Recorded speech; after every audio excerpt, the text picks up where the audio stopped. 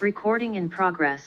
Hola, ¿qué tal? Bienvenidos al estudio de este Salmo 56, un salmo muy interesante, un salmo donde tú y yo podemos ubicarnos muy bien, porque a veces podríamos pensar, oye, ese salmista siempre estaba con problemas, tenía situaciones difíciles. Por supuesto, ese Salmo 56 lo podemos hilar con el Salmo 34, porque el Salmo 34 es una respuesta a una oración, es una respuesta a un corazón confiado, y hoy vamos a ver cómo el salmista, tú y yo podemos equivocarnos, podemos errar, podemos tener miedo. Ese miedo puede alejarnos de Dios o puede hacernos cometer cosas indebidas, acciones indebidas.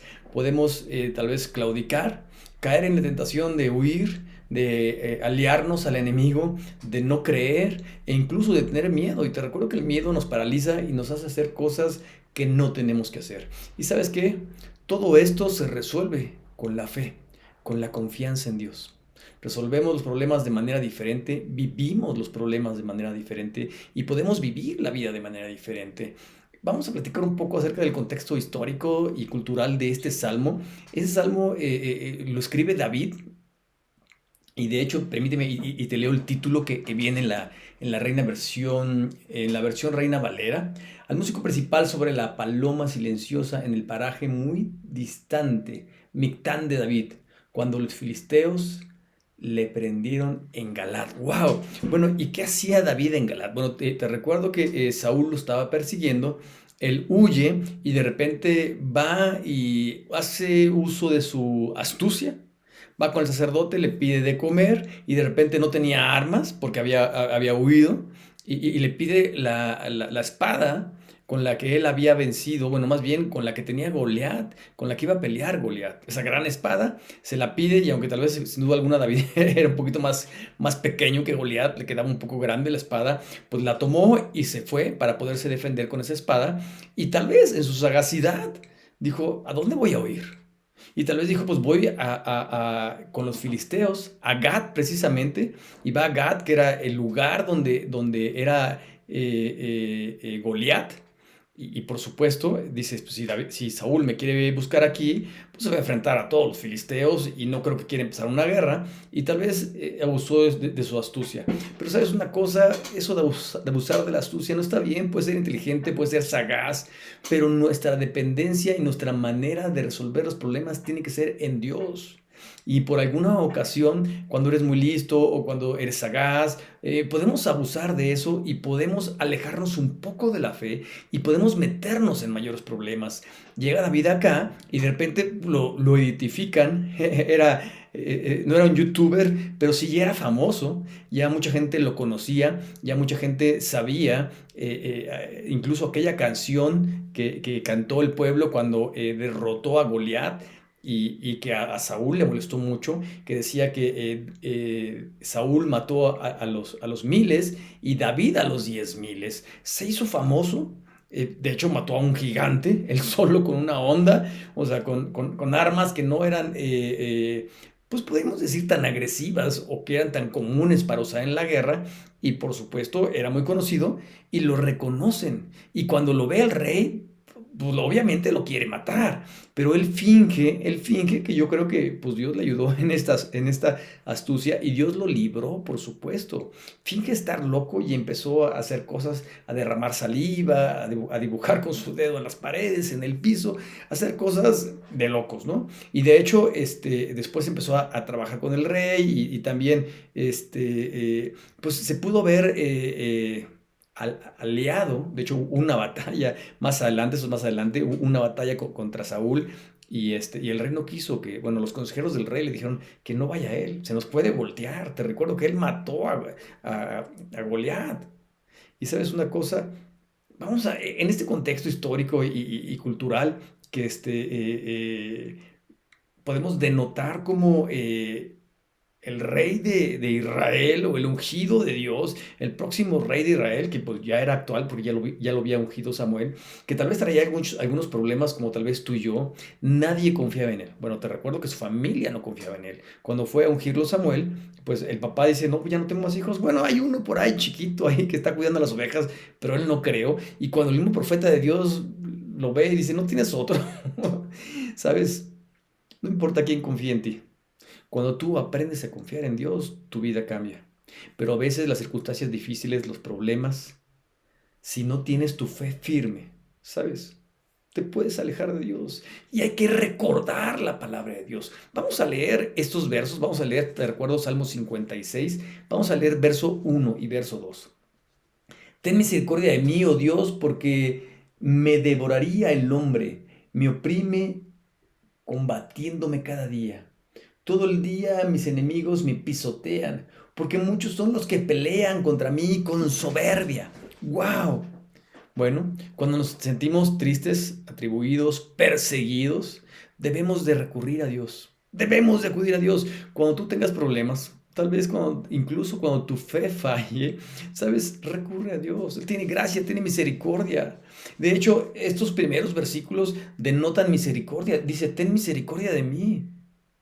Clama a Dios de día, clama a Dios oportunamente. Seamos sabios y clamemos a Dios cuando tengamos problemas, cuando perdamos la fe, incluso cuando tengamos miedo. Oye, aquí está clamando, ¿por qué? Porque tiene miedo que lo maten. Él había acabado con el jefe de los ejércitos o con el campeón gladiador, por así decirle, porque te recuerdo que él se puso y dijo, Goliat se puso enfrente y dijo, quien gane la batalla, yo o su mejor soldado, va a servir al otro. ¿Y sabes quién ganó? Wow. Bueno, estaba en medio de ellos, eh, tal vez un poco vulnerable a que lo ataquen, a que lo destruyan en las manos del rey y de su ejército. No había ni un soldado ahí que lo defendiera. Bueno, él traía un equipo, pero de todas maneras, ¿sabes una cosa? No era suficiente. Tenemos que contactar a Dios, pedir misericordia y por supuesto clamar a Él, sin importar que tú y yo hayamos equivocado, sin importar que tú y yo sintamos que nuestra fe se haya desaparecido o que el miedo la haya empujado hacia un lado. Verso 3, permíteme te lo leo, y esto tiene mucho que ver con la solución del problema. Dice, en el día que temo, yo en ti confío. ¡Wow! Contemos las palabras. En el día que temo, yo en ti confío. 9 palabras. ¿Sabes cuál es la solución de los problemas? Estas 9 palabras. En el día que temo, en ti confío. Te recuerdo que estaba atemorizado David, estaba en medio del lugar donde lo querían matar y el mismo rey de su país lo quería matar, lo estaba persiguiendo. Pero ¿sabes? Él recuerda en dónde está su confianza. Él recuerda cuando tiene temor, cuando tiene problemas, cuando hay circunstancias difíciles en la vida, en quién puede confiar. Y no hay mejor persona, no hay mejor lugar, no hay mejor cosa, ¿sabes? Que pongamos nuestra fe en el único creador, en el único y verdadero Dios. Y es por eso que David dice, en el día que temo, yo en ti confío. Confía en Dios. Deja que Dios restaure tu fe, aunque hayas temido, aunque te hayas apartado, aunque hayas hecho cosas malas. De hecho, en el verso 4 dice, en Dios alabaré su palabra y en Dios he confiado, no temeré. ¿Qué puede hacerme el hombre? ¿Sabes qué? Tal vez él mismo se estaba predicando a sí mismo. Muchas de las veces tú y yo necesitamos palabras de aliento, palabras que traigan vitamina a nuestra vida. Y estos son los versículos, las cosas que Dios ha hecho en nuestra vida o en la vida de alguien en la historia de la Biblia. Y podemos decir, ¿sabes qué? Dios está conmigo. ¿Quién contra mí? Dios me ama como la niña de sus ojos. Y aquí David recuerda y dice, en Dios alabaré su palabra. Recuerda que la palabra de Dios nos da fe, nos da fortaleza, nos da fuerza, nos da una nueva cosmovisión, una manera de ver la vida. Y también dice, en Dios he confiado, ¿cómo he de temer? O sea, ¿qué estoy haciendo? ¿Qué estoy haciendo? Dice, ¿qué puede hacerme el hombre? ¿Sabes? Enfermedades, pandemias, tristezas, dolor, nuevas olas, ¿no? Esa que viene de África, diferentes circunstancias que tal vez tú y yo podemos temer, caídas de la bolsa, problemas familiares, ¿sabes? Nuestra confianza debe estar en Dios y es una oportunidad para restaurar nuestra fe, para recuperar fuerzas, para retomar la fe. Tenemos que basarnos en la palabra de Dios. Confiar es una decisión. Tener fe es una decisión que reemplaza a cualquier sentimiento emocional. El miedo es un sentimiento emocional. El sentirme solo es un sentimiento emocional. El sentirme triste es un sentimiento emocional. Permíteme, te leo el verso 5 y verso 6. Todos los días ellos pervierten mi causa. Contra mí son todos sus pensamientos para mal. Verso 6. Se reúnen, se esconden, miran atentamente mis pasos, como quienes acechan mi alma. ¿Sabes? Ya no sabían ni para dónde voltear. Los de su casa, los de su país lo querían matar. Los del país a quien había vencido también lo querían matar. ¿Sabes? Está describiendo, por así decir, la situación. ¿Sabes? Está describiendo la circunstancia por la que estaba pasando. No hay mejor cosa que desahogarnos con Dios. Hoy en la mañana fui a caminar y una persona se estaba desahogando conmigo. Ya llevaba 45 minutos. Yo no lo conocía. Ya llevaba ahí 45 minutos platicando. ¿Sabes una cosa? Digo, está bien, desahógate con alguien. Pero lo mejor es desahogarnos con Dios. Más que con el psicólogo, más que con el dentista, más que con... Tú no vas a un bar, pero algunos se desahogan con un barman. ¿Sabes? Desahógate con Dios. Es la mejor persona con quien te vas a desahogar, con quien te va a entender, con quien se va a poner en tu lugar. Es más, con quien te puede defender, con quien realmente te puede ayudar. ¿Sabes qué? Tenemos que aprender a desahogarnos con Dios. Él ya sabe nuestros problemas. Pero ¿sabes qué? Es bueno platicarle, denotar que creemos en Él, que confiamos en Él, desahogarnos en Él. Lo necesitamos. Es bueno demostrar nuestra dependencia de Dios. Tú y yo tenemos que depender de Dios, no de ninguna cosa, de ninguna familia, de ninguna circunstancia, de nada, de Dios. Y eso, cuando lo aprendemos en la vida y lo ponemos en práctica, cambia nuestra vida, cambia nuestra manera de ver y de resolver los problemas. Verso 7 al verso 11.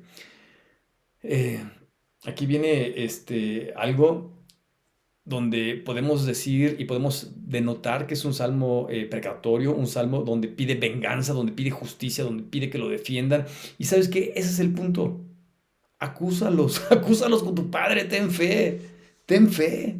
Sabes que cuando éramos niños, si tu hermano mayor o tu hermana menor o quien sea te pegaba, ¿qué decías? Te voy a acusar con papá, con mamá, ¿no? Con la autoridad, con el maestro, con el director. ¿Sabes? De eso se trata, que tengamos una fe auténtica, una fe integral, una fe que esté basada en el único y verdadero Dios.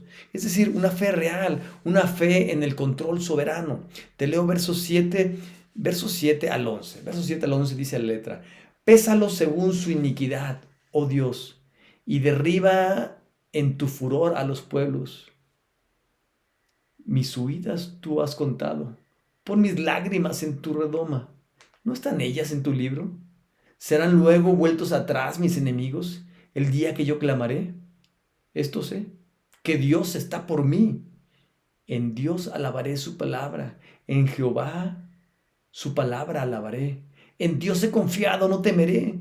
¿Qué puede hacerme el hombre? Oye, algunas palabras ya las se está repitiendo, porque ¿sabes qué? Tenemos que recordarnos la palabra de Dios. Cuando volvemos a tener miedo, cuando volvemos a ver la circunstancia, cuando volvemos a ver el problema tan grande que tal vez va a minimizar nuestros pensamientos, nuestra fe, tenemos que engrandecer nuestra fe. Y la fe viene por el oír y por el oír la palabra de Dios. Tenemos que regresar a Dios. Tenemos que ir con Dios y decirle: ¿sabes qué, Dios? En realidad tengo miedo. Sé que tú me vas a salvar, sé que tú me puedes ayudar, Señor, pero tengo miedo, ayúdame. Es bueno valorar, ¿sabes? Es bueno valorar a Dios. Es bueno valorar a quienes son los hijos de Dios. ¿Sabes? Los que hacen el mal tienen un resultado tarde o temprano. Dios sí hace diferencia. Hay gente que dice que no, pero sabes, claro que hace diferencia. Dios es un Dios justo, un Dios que ama a sus hijos, por supuesto ama a su creación, pero es un Dios justo. Los que somos hijos de Dios, sabes, sí somos juzgados en forma diferente, pero somos amados y defendidos en forma diferente. Tú y yo tenemos que descansar en nuestro Padre. Tenemos que descansar en Dios. Tenemos que aprender que es el único Padre perfecto, que no se equivoca, que nos ama, que quiere cuidarnos y que tú y yo podemos desahogarnos en Él, pero que también Él tiene respuesta para ti y para mí. Y el recordar su palabra, el recordar que en ella nos podemos fortificar, podemos alinearnos, podemos hacer crecer nuestra fe, ¿sabes? Hace que tengamos una fe integral, auténtica, que confiemos realmente en Dios, que sepamos con quién estamos platicando. Puede haber gente que sepa mucho, que haya estudiado muchos libros, que sean incluso grandes teólogos, que tengan maestrías, doctorados, pero cuando viene el problema temen, tienen miedo. Le tiemblan las rodillas, se desesperan, su respiración aumenta, su corazón se acelera, ¿sabes? Y uno podríamos decirnos, ¿y dónde está tu fe? ¿Sabes? A eso se refiere con una fe integral. Conocer a Dios y aplicar su palabra en nuestra vida, especialmente cuando tenemos problemas. Porque incluso cuando tenemos problemas se le llama pruebas. Y con fe, con Dios, de su mano, con su palabra, podemos atravesar y vencer estas pruebas. Porque te recuerdo, Dios está con nosotros y Dios es invencible. Y Dios no permite que pasemos ninguna prueba que no podamos superar, porque juntamente con la prueba Dios nos da la salida. ¡Wow! ¡Qué cosa tan hermosa! Pero también tenemos que recordar las promesas, las proezas de Dios y alabarlo con mucha fe. Permíteme, te leo el verso 12 y verso 13 que dicen a la letra. Sobre mí, oh Dios, están tus votos. Permíteme, me detengo tantito porque no comenté algo que sí es importante. Aquí en el pasaje que leímos anteriormente, decía que Dios decía, pon mis lágrimas en tu redoma, como si Dios tuviera una toalla, un lugar donde Él guardara nuestras lágrimas. Y esto quiere decir que Dios está al pendiente de ti y de mí, que Dios seca nuestras lágrimas, que al que está triste, al que está agüitado, al que tiene miedo, al que llora, es bienaventurado porque Dios lo va a consolar, Dios mismo. Me regreso a donde estaba. Recuerda las promesas de Dios y alábale con fe, con una fe hermosa como la que hablamos hace rato, una fe integral. Verso 12, verso 13, repito el principio. Sobre mí, oh Dios, están tus votos. Te tributaré alabanzas, porque has librado mi alma de la muerte y mis pies de la caída, para que ande delante de Dios en la luz de los que viven. ¿Sabes? Está hablando del presente, del pasado y del futuro.